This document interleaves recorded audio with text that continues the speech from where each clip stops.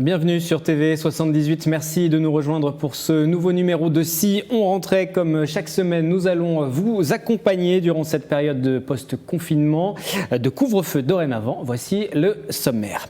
Noël, ce sera dans quelques jours maintenant, et qui dit Noël dit film de Noël. Vous avez toutes et tous vos préférences. Dans un instant, nous vous livrerons notre sélection. C'est le nouveau chef pâtissier de La Durée, il réside dans les Yvelines. Nicolas Halloween nous a préparé un dessert remarquable pour un repas de fête. Et puis, après ce petit écart gastronomique, il faudra tout de même rester en forme en attendant le déconfinement total. En fin d'émission, quelques exercices à réaliser chez vous grâce à notre coach sportif.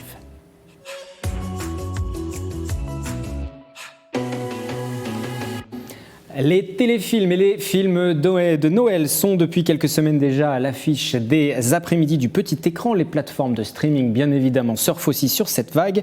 Bonjour Célia. Bonjour. Dites-nous pourquoi ces films de Noël et téléfilms de Noël sont autant à la mode.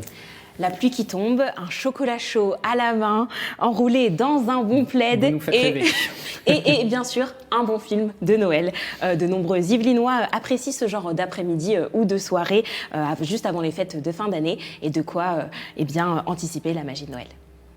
Pourquoi vous aimez les films de Noël ? C'est l'esprit de Noël, c'est plein de bonheur, les gens sont contents, le dîner de famille, les cadeaux. Et c'est une fois par an, donc on en profite au mois de décembre. C'est l'ambiance que ça crée, l'ambiance que ça suscite, ça met dans justement l'ambiance qu'il y a, donc un peu chaleureuse, familiale. Ça donne envie de regarder, c'est plutôt positif après une année difficile comme celle-là. Alors malheureusement, les cinémas sont fermés, mais les télévisions et plateformes de streaming donc s'y sont mis aussi, et depuis quelques semaines déjà. Oui, dès le 2 novembre, alors soit quasiment un mois à l'avance. Le scénario est quasiment toujours le même. Un personnage d'une grande ville est de passage dans une petite ville qui porte les valeurs de Noël, et puis souvent se mêle une histoire d'amour. Et c'est souvent plusieurs fois par jour que certains sont proposés. 77 téléfilms de Noël ont été diffusés en une semaine. Vous les avez tous regardés ? Non, Là, c'est un peu trop. Oui, c'est ça. Et les audiences sont là. Alors, bien sûr, le confinement est passé par là. Mais en fait, les téléfilms de Noël ont un large public. Ils plaisent aussi bien aux jeunes qu'aux seniors. Et puis, les plateformes donc, de streaming s'y mettent aussi. Netflix, Amazon Prime, Disney+, tous proposent leur création originale. Et en tant que spécialiste, vous avez forcément des conseils à nous donner. Oui, alors demandons d'abord aux Yvelinois quel est leur film de Noël préféré. L'étrange Noël de Monsieur Scrooge. Un Noël de princesse. Le Grinch, c'est vraiment un film classique. Alors oui, le Grinch, c'est le film de Noël le plus populaire. D'ailleurs, un remake est sorti en 2018. C'est une créature, en fait, pour résumer, qui déteste Noël et veut gâcher cette fête en volant tous les cadeaux. Mais finalement, il va se rendre compte que l'esprit de Noël ne se résume pas à ça.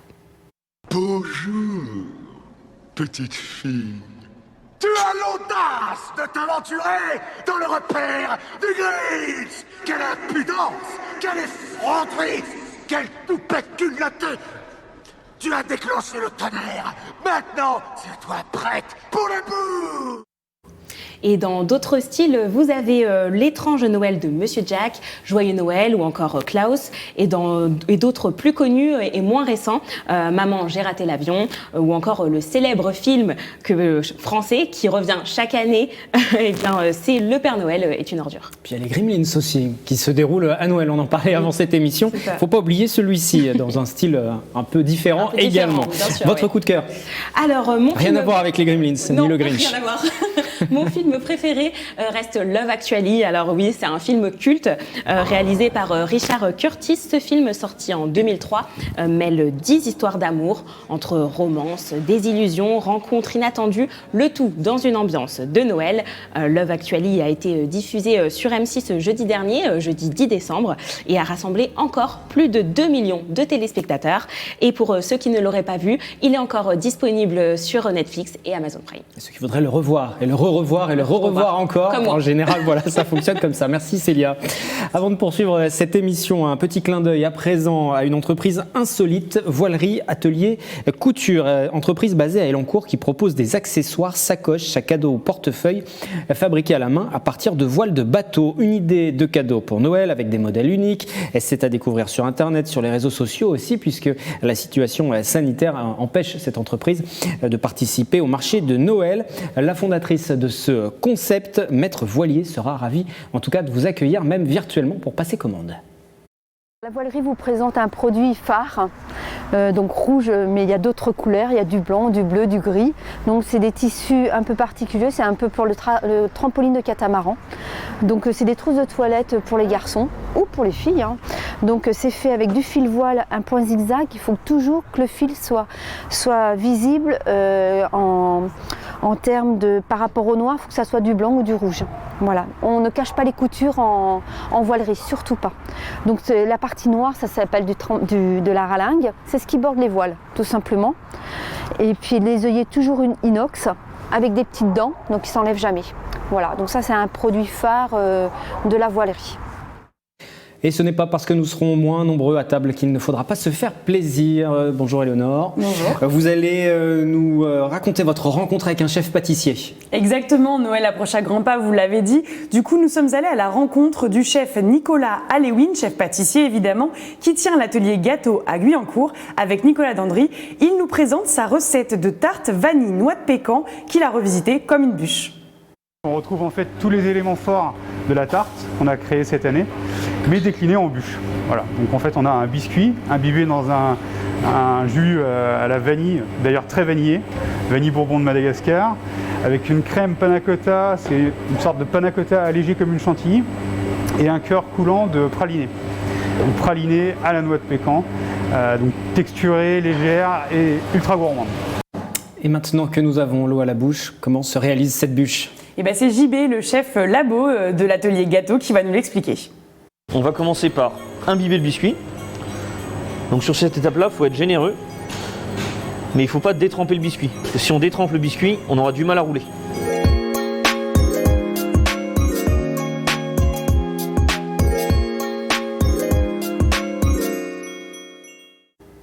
Après avoir imbibé le biscuit, donc il faut pocher la panna cotta à la vanille sur le biscuit. Ce pochage, ah oui, d'abord, si on ne sait pas faire de panna cotta, on peut bien sûr, pas d'inquiétude, on peut bien sûr le remplacer par de la chantilly ou bien du mascarpone.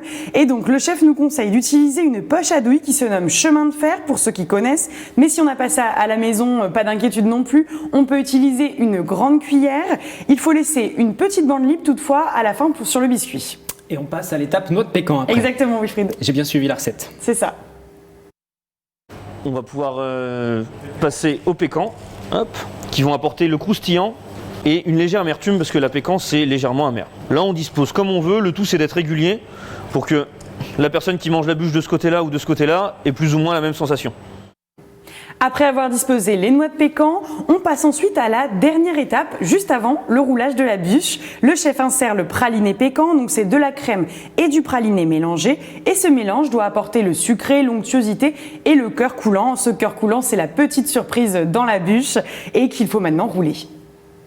On arrive à l'étape cruciale, on va rouler la bûche. C'est-à-dire qu'on a travaillé sur des bûches qui sont roulées donc pour avoir un côté traditionnel et sur des goûts qui ne sont pas du tout traditionnels. Donc on est vraiment sur un aspect de bûche crème au beurre, mais avec tout notre savoir-faire et toute notre gourmandise. Voilà, la bûche est maintenant terminée, on peut la décorer un peu comme on le souhaite. Le chef, lui, il l'a entourée d'un glaçage au chocolat blanc avec quelques décors supplémentaires pour un peu de croustillant et puis il l'a parsemé d'éclats de noix de pécan. Il n'y a plus qu'à se régaler, Wilfried. Ça a l'air assez facile, mais si on n'est pas très doué tout de même pour la pâtisserie, il y a un site internet, on peut commander, on peut aller se rendre. On peut commander en ligne et la commander justement chez le chef Nicolas Alewin. Atelier gâteau avec un o.com, voilà pour le site internet. Merci Éléonore, même si vous n'avez n'avez pas ramené cette bûche en plateau. Et non. Culture à présent, mais à domicile, forcément, toujours. L'Office de tourisme de Saint-Germain, Boucles de Seine, a débuté une série de vidéos dans les coulisses des théâtres, musées, salles de spectacle ou encore restaurants. But de cette initiative, soutenir le secteur de la culture, de la gastronomie également, en mettant en lumière les acteurs locaux, faire découvrir aussi l'agglomération de Saint-Germain. Il y a eu 2 hashtags de créer pour cette occasion, derrière le rideau et puis derrière les fourneaux. On a été dans les réserves, le musée d'archéologie nationale, ils ont été dans les sous-sols, donc les cachots, les dépôts lapidaires, dans le bureau du directeur qui est fermé habituellement au public aussi. Donc l'idée c'était ça, c'était d'avoir surtout des endroits qui sont un peu cachés du public, des inscriptions qu'on voit pas, des graffitis. Pour les restaurants, c'était plutôt d'aller un peu dans les cuisines, d'être dans l'ambiance, d'avoir les bruits de casseroles, la fumée qui sort des étuves. Les vidéos sont accessibles sur les réseaux sociaux, sur le site internet également de l'Office de tourisme de Saint-Germain, Boucles de Seine, une série qui devrait se poursuivre jusqu'à la fin du mois de janvier. Après ce mot de culture, un mot de sport à présent, confinement, couvre-feu, fête de fin d'année, comment rester en forme malgré tout? Voici les conseils de notre coach sportif. Bonjour, je suis Alexia Barré, sophrologue et coach de vie. Ces méthodes vous aident vraiment à vous sentir mieux au quotidien, à améliorer votre qualité de vie. Et aujourd'hui, je vous propose une nouvelle séance. Allons-y.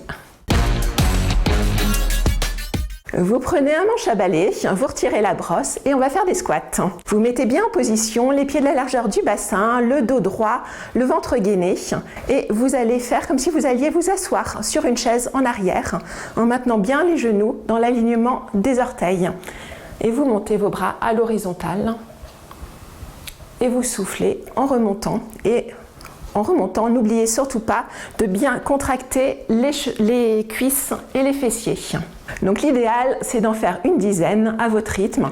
Le mieux sinon, vous mettez de la musique de fond pour vous entraîner un petit peu. Au fur et à mesure des séances, vous progressez et vous arrivez à en faire beaucoup plus. Prenez 2 bouteilles d'eau et on va travailler les bras, les biceps, vraiment cette partie-là. Vous collez les coudes le long de votre corps et vous allez remonter tranquillement, voilà, en soufflant à chaque fois. Le principe de cette séance, c'est de tonifier vos bras, de les muscler vos biceps. Et au fur et à mesure des séances, vous allez les affiner si vous multipliez le nombre de répétitions. Donc faites-en une trentaine au départ et au fur et à mesure de votre progression, vous pouvez en faire plus. Alors j'espère que cette séance vous a plu et petit bonus, le sport va vous aider à libérer 2 hormones. L'endorphine qui est l'hormone du anti-stress, du bien-être et la dopamine qui est l'hormone du plaisir, du bonheur. Le sport vous aide à vous sentir mieux dans votre corps, à être plus tonique, plus gainé et également donc mieux dans votre tête. Vraiment la sérénité, le bien-être. Je vous dis à bientôt sur la chaîne. Merci à Alexia, c'est la fin de cette émission. Nous refermons cette parenthèse. Si on rentrait sur TV 78 en janvier, ce sont vos magazines habituels qui devraient pouvoir reprendre 7-8 culture et 7-8 sport. Si on sortait également, en attendant, passer de belles fêtes tout en vous protégeant les uns les autres. À très bientôt.